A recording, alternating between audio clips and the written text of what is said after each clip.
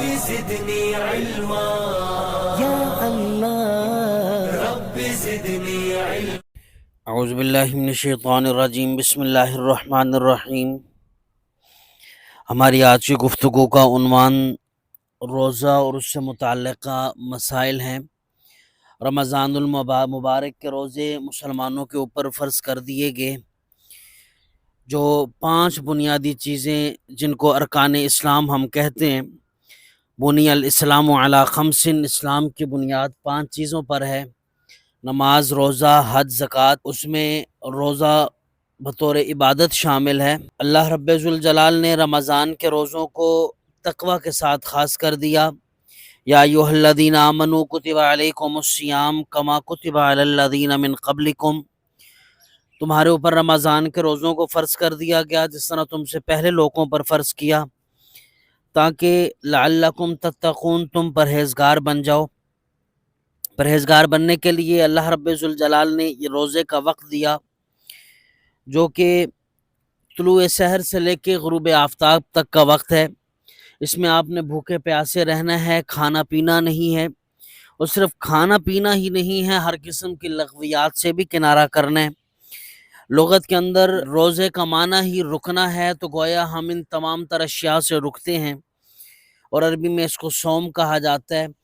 تو اس کا مقصد ہی آپ کو ان تمام تر چیزوں کی ایک ٹریننگ دینا ہے کہ اس 1 ماہ کے اندر جس طرح تم جائز چیزوں سے بچ جاتے ہو، انکار کر دیتے ہو، نہیں کھاتے پیتے حالانکہ وہ حلال تھا تمہارے لیے، لیکن مخصوص وقت کے اندر تمہارے لیے منع کر دیا گیا ان چیزوں کو، تو بالکل اسی طرح باقی سال بھی آپ نے اسی انداز میں گزارنا ہے.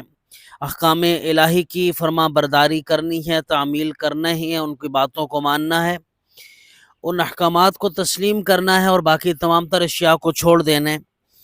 اور لغت کے اپنا اصطلاح کے اندر شرعی جو روزے کا معنی ہے، وہ ایک بالغ اور مکلف شخص، وہ ایسا شخص جس کے اوپر ایک ذمہ داری عائد کر دی گئی اور وہ بالغ ہے، بلوغت کے مراحل سے گزر چکا ہے. اس شخص کا ثواب کی نیت سے طلوع فجر سے لے کر غروب آفتاب تک کھانے پینے اور تمام تر نفسانی خواہشات اور فسق و فجور سے بچنے کا نام شریعت کے اندر روزہ ہے. اس کے اندر آپ نے اس وقت کے اندر تمام جائز امور بھی چھوڑ دینے ہیں. کھانا پینا آپ کے لیے جائز ہے لیکن چھوڑ دیا گیا. اب قرآن مجید کے اندر اس کا ذکر آیا، اور اللہ رب ذوالجلال نے اس کے مسائل قرآن مجید میں ذکر کر دیے کہ آپ روزہ نہیں چھوڑ سکتے، مگر یہ شرط ہے آپ سفر میں ہوں، آپ بیماری میں ہوں، یا پھر عورتوں کے اوپر روزے کی گنجائش موجود ہے، لیکن اس کے بدلے میں آپ نے بعد میں اس روزے کی قضا کرنی ہے. وہ روزہ آپ نے بالکل چھوڑنا نہیں ہے. اس وقت عارضی طور پر رمضان میں تو ہم چھوڑ رہے ہیں کہ ایک عذر پیش آ چکا ہے، لیکن بعد میں ہم اس روزے کو بالکل نہیں چھوڑیں گے، بلکہ اس روزے کو مکمل کریں گے. رمضان کے جو روزے ہیں، یہ روزے ہجرت کے 18 ماہ بعد مسلمانوں کے اوپر فرض کیے گئے، اور اس کو مسلمانوں کے ایمان کا حصہ بنایا گیا. ان کے جو بنیادی 5 ارکان ہیں ان کے اندر اس کو شامل کر دیا گیا. ارکان اسلام کا مقصد مسلمانوں کی انسانیت کی تربیت کرنا، معاشرے کی فلاحت اور بہبود کا کام کرنا ہے. بالکل اسی لیے روزوں کو لازم کر دیا گیا کہ آپ اس ٹریننگ سیشن میں گزریں. اس ٹریننگ سیشن کے اندر آپ جہاں اللہ کے کہنے پہ اپنی جائز تمام حاجات کو اور کھانے کی خواہشات کو دبا لیتے ہیں، بالکل اسی طرح بعد میں آپ نے حرام کو بھی چھوڑنا ہے.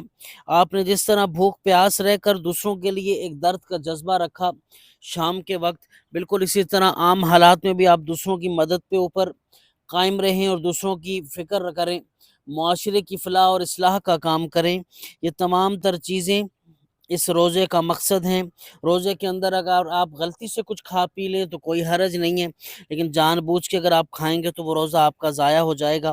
عمومی طور پہ ہمارے ہاں ایک خامی پائی جاتی ہے، ہم صبح سحری کے وقت جیسے ہی اذان شروع ہوتی ہے ہم ایک وہ گلاس اٹھاتے ہیں اور پانی پینا شروع کر دیتے ہیں، حالانکہ اس وقت روزے کا وقت بند ہو چکا ہوتا ہے.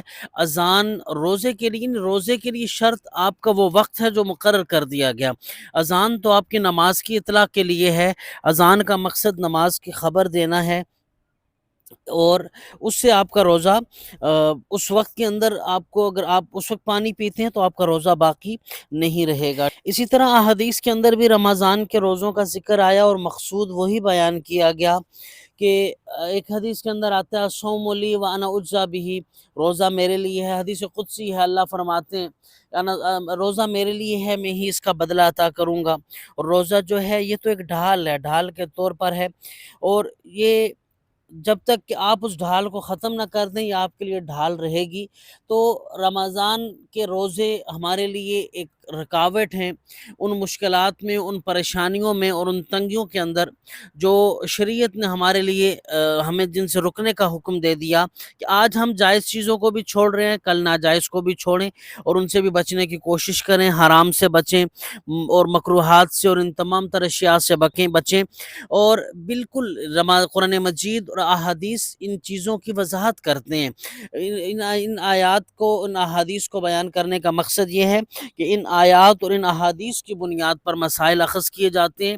آپ کے جتنے بھی مسائل ہیں ان کی بنیاد پر، ان کی بیس کے اندر اور ان کی جڑ کے اندر کوئی آیت یا حدیث کسی نہ کسی پیمانے پر موجود ہوتی ہے، تو انہی سے مسائل نکلتے ہیں، انہی سے اخذ ہوتے ہیں اور انہی کو ہم آیات الاحکام اور احادیث الاحکام کا نام دے دیتے ہیں۔ اللہ رب ذوالجلال ہمارا حامی و ناصر ہو۔ السلام علیکم ورحمۃ اللہ وبرکاتہ۔